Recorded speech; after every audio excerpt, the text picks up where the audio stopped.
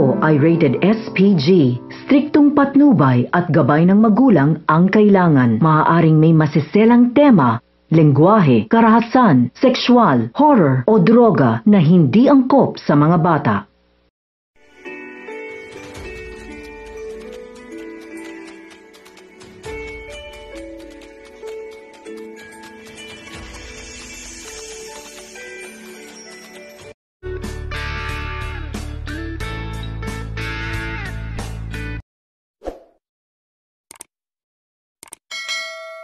Hi guys! Welcome back again to my channel. At ngayon guys, magbibigay pa ako ng update kung anong ating aabangan sa Love of My Life.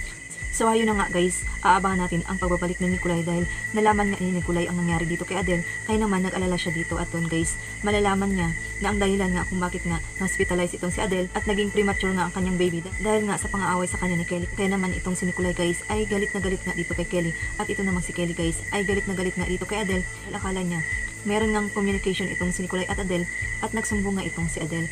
Kaya naman magkakagulo na naman sa mansyon dahil magwawala nga itong si Kelly.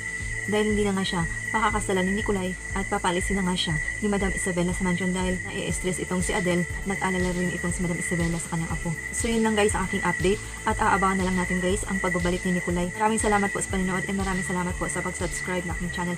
Bye guys and mag-ingat po tayo lagi.